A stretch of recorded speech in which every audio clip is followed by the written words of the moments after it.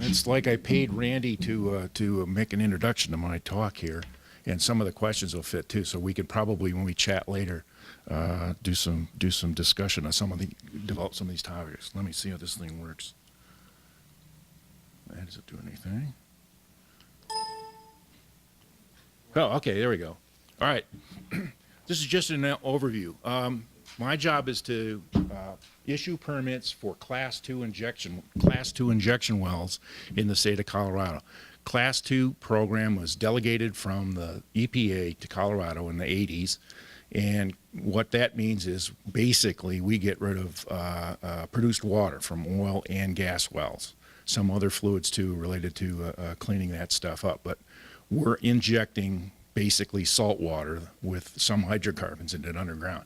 So what I'm going to do is go through what a UIC well is, some of the general criteria that we apply to all the permits that we look at, some specific things about the induced seismicity, and then how we go into this the stoplight program, what we're doing with that, and then our one-for-one example of the Greeley earthquake back May last year, so almost a year ago. Okay, so I didn't know what the general knowledge of the people are going to be here, so this is 4 slides quickly on how you drill a well and make an injection well out of it. So you start out with a surface hole, and all this is, let's see, maybe that's it. Yeah, there we go. Okay, so you have a hole that you drill, and in this case, the surface casing is designed to go below any of the aquifers in the area. It's just filled with drilling mud. So the next step then would be to case it, and this is going to apply both for the surface casing and the casing down here. So what you do is you put a metal tube in. You have the drilling fluid that was at the bottom. You push cement on top of that, and then put a rubber plug in it. Oops. Now I've done it. Okay. I see what you're going to do. All right. So you push that down, and you're going to push the mud and the cement down. It's going to go along the side here and out the hole. So it exits up here.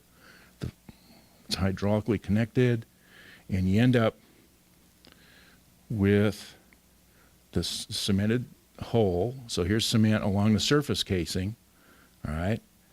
And now you're going to install, you continue drilling. You drill out the bottom, and you continue, and you install the production or the first string in the hole, and you do the same exact thing. This is all full of drilling fluid.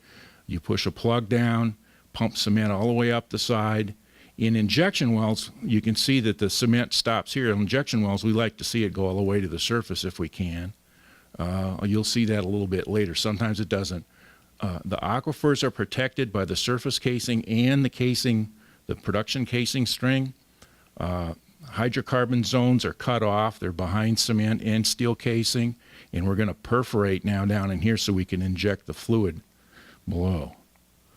All right, here's the well set up as an injection well. Whoops. Christ. All right. Small buttons, fat fingers. Okay, so the way you inject is another level of protection is you put a tube down with packers that seal off the internal annulus of the well. This part of the casing is filled with anti-corrosion fluid. You pump your salt water down through perforations underground here out into the well. Once we have a well like this set up for injection, we can do some other tests. We get water samples. We're required to get water samples from the injection zone. We do what's called a fracture gradient determination. We figure out, this is not close enough to this. We figure out at what pressure, when you inject fluid, what pressure will fracture the rock. We talked about fracking a well. We don't want that to happen. We actually do let them frack the well to test it, but that's a short-term, small event, and then they have to stop. We assign them, I'll talk about it later, but we assign them a pressure later. And we also evaluate, whoops, gravy. We also assign we also can look at a cement, what's called a cement bond log, and check to see that the top of the cement in the production casing is at least 200 feet above this. It's got to be 200 feet above the hydrocarbon zone too. Check that out. We again, in injection wells, we prefer to have it all the way to the surface. All right, so now we're going to go back through and look at some of just the general criteria that we use on every injection well we look at. Our objectives in all of this are to protect the aquifers, protect production zones. We don't want crossover from the aquifer to the production zone or vice versa. And then as part of this, we're protecting the mineral and surface owners' rights in all this. To protect the mineral and surface owners, they all have to be notified. The operator has to send out a letter saying he's got 15 days to lodge a protest. Most of the time that's because the mineral owner feels that in some way the injection will infringe on their ability to produce their minerals. But the mineral owners and the surface owners get a notified letter. We also publish a newspaper announcement of the well. That goes for 30 days. All right. Before the well's drilled, we check the casing design. Again, as I showed you, we're making sure that the aquifers are covered. And any producing zones that the well's going to penetrate are covered by casing. And I'll show you a little bit of variation on that in the last well. Our example from Greeley is a little bit different than that. We check casing, the cement design. Are they using the right kind of cement? Are they pumping the right kind of cement? We look for the cement bond log to see where everything ended up. We check offset wells to make sure there's no intersections possible. We're also looking to see that, again, there's no crossover between the production zones in that particular area, if there are any, and the injection zone and vice versa. We don't want crossover. As far as geology goes, we use geologic maps to look for faults. Obviously, we're not going to let anybody drill a well on top of a fault that we know about. The problem is that we don't have seismic information in many cases. If it's a commercial injection well, commonly those companies don't have a seismic program, and so they don't know what's in the subsurface. Operators tend to have that, and they are very good about providing that sort of information to us, so that we can that helps evaluate what's going on. We check the stratigraphy to make sure that the unit that we're injecting into is acceptable. It's got to have good porosity and permeability so you can inject into it, but it's also have to have, as Randy was saying, you have to have a seal above and below your unit to contain it. You do not want your water that you're injecting to exit the layer you're injecting it into. So you have to have a seal above and below it. That's where the well logs come in. We use those to evaluate that characteristic after the well's drilled. In an area, generally, we have a pretty good idea what's going on anyway. Another part of our analysis is the injection zone water that we have to do an analysis on. What we're looking for is called TDS, which basically means the salt content of it. And, whoops, good gravy.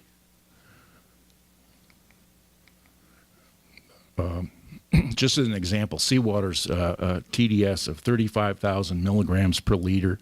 Freshwater is 10,000.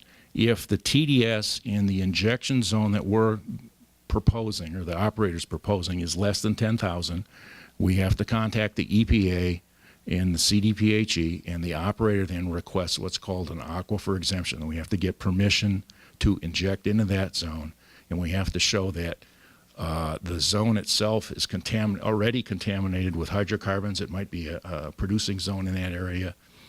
We can declare an aquifer exemption based on it's just too deep. No one's going to drill a public water supply well to 10,000 feet to get water out. There isn't enough water. The cost of the well's too much, things like that. So that's how we get an aquifer exemption. That's a fairly rigorous process, and that process is getting more and more strict as time goes on. Okay, other aquifer protection things are, we've started last year to collect water samples from the wells themselves. This goes for both producing wells and injection wells, and we have water samples from wells around the area so that we can, again, this thing, we can have a baseline sample around the well, so in case there's a claim of contamination from our, for any well, for a producing well or an injection well, we can identify it in the baseline samples. In all our wells, all the injection wells, we send a summary of the well off to the Division of Water Resources. They go through and in their own process evaluate the water wells in the area, any known aquifers in the area, any public water supplies in the area, and let us know whether they think that well will in some way potentially affect what's going on. Okay, for specific checks in seismic or for induced seismicity, this is pretty much what Randy was saying. We go through, we look for a seismic history. The USGS is very helpful for that. The Colorado Geological Survey used to do it for us, but we do that internally now. We actually just hired the guy away from them, so that helps a lot. Again, we look at the faults on geologic maps, check that out. Randy was talking about crystalline basement. Crystalline basement is verboten. We don't want to have anybody injecting the crystalline basement. And one of the points that she didn't make about that is the critical thing is crystalline basement has no porosity. You can't push anything into it. So if you're trying to push fluids into crystalline basement, it's not going to go into interstices or pores in the rock. It's going to find a way to get to a fault if there is one. And if that fault happens to have stress on it, you can activate the fault. That's the problem with crystalline basement. The sedimentary pile that we normally inject to has porosity and permeability, and you can move fluids through it without activating a fault. And then one of the things we learned in hindsight from the example I'll show you from the C4A well is, pardon me? Oh, I thought you had a question. One of the things we learned in hindsight from the C4A well is to look for losses of circulation and changes in the drilling rate. That particular well was very close, less than 500 feet to basement, and there were signs in it, had we recognized it at the time, where fluids, when they were drilling the well, disappeared from the wellbore itself, which is an unusual, something you don't want to happen, right as they finished the bottom of the well. So that's something we now use as criteria to identify a potential problem with a well. And we have had wells that were proposed that we've not, the operator withdrew the proposal. Okay, so this is what we use for the seismic evaluation. The CGS has got a website, and you can get some information. This is their website. But the USGS is more critical. Its site, and you can go to this and you can check for earthquakes. You can set the magnitude you want to look for. You can set date intervals that you want to look for. You can set an area that you want to look for and pull all that information. It'll give it to you. In fact, people around here, you can have them send you emails on your smartphones, and it'll notify you of any kind of earthquake in the world over a magnitude of 3 or something like that. So anyway, we do an evaluation on every injection well based on the USGS information that we can get. Here's a map of Colorado. The blue squares are the injection wells, and the orange dots are the earthquakes. Whoops, good gravy.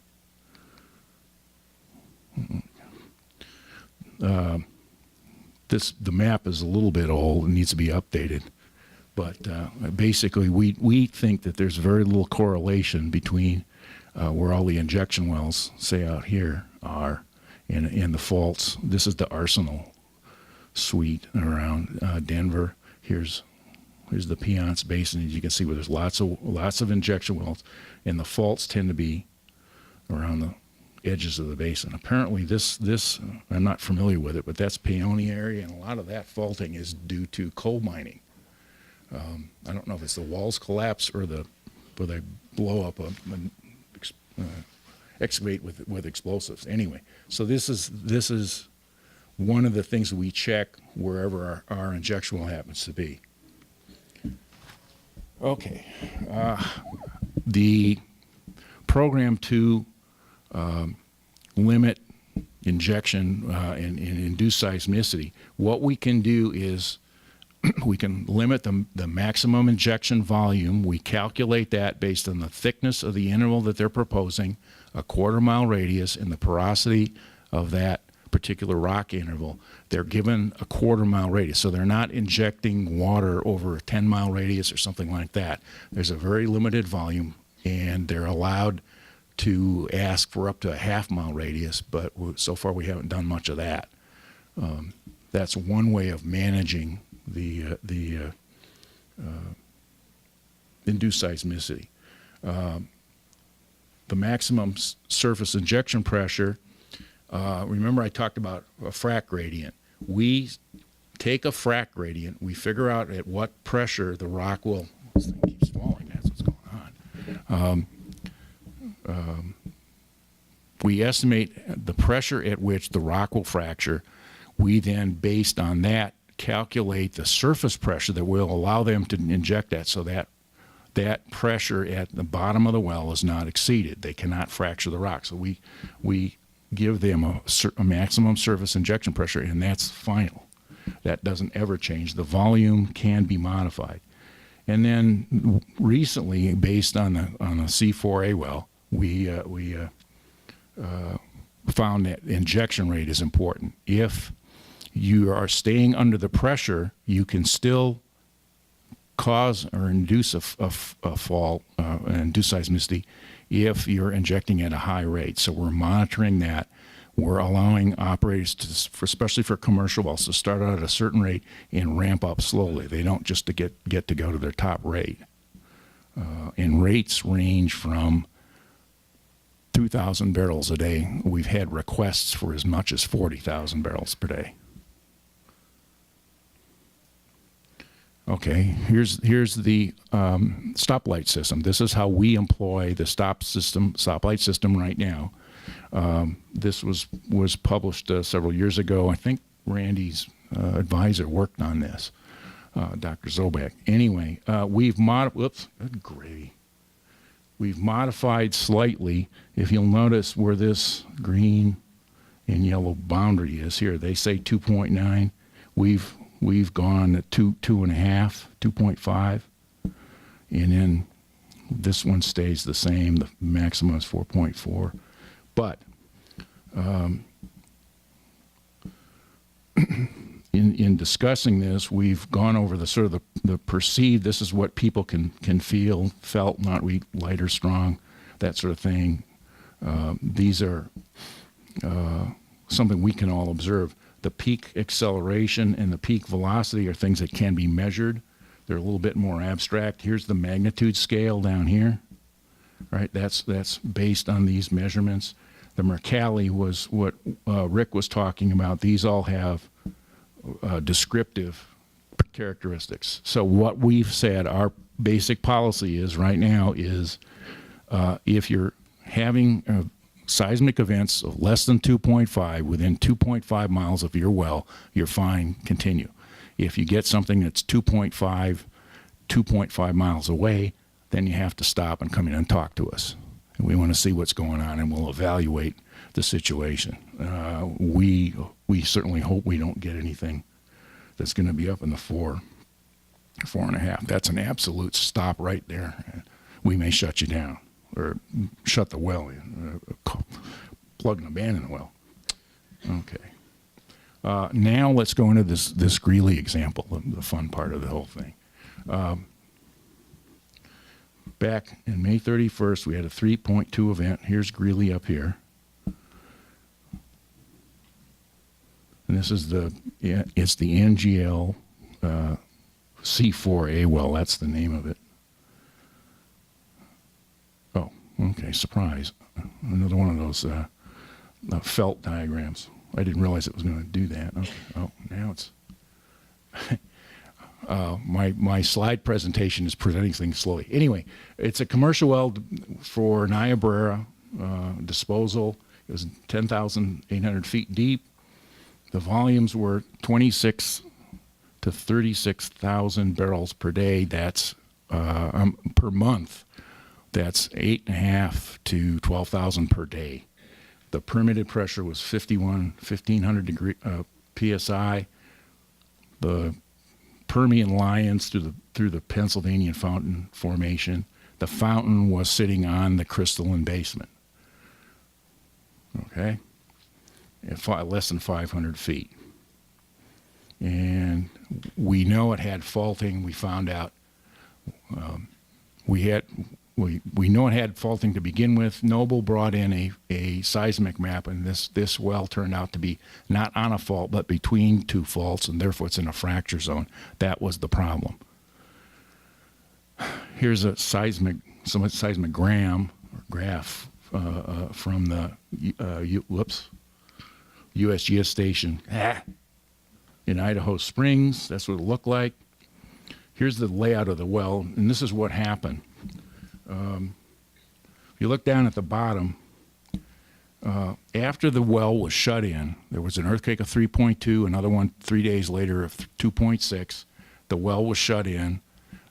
The operator went in and they did what's called a spinner test. So they measured the fluid flow in this casing as they're injecting, and that's 100%. And then what you do is you lower the spinner down to the bottom and start pulling it up. And normally you get a sort of an equal ratio all the way across this. In this particular case, 40 to 50% of the fluid was going out what turned out to be the fracture zone at the bottom of the well, and that's not good. So what was done was the hole was cemented back. They filled up from 10,800 feet up to 10,300 feet with cement and seal that off. So the fracture access to the crystalline basement was closed off. Eventually, they went back to injection. They're at the same rate they had before. We have not had any significant earthquake activity since then in this area. So we think we solved the problem.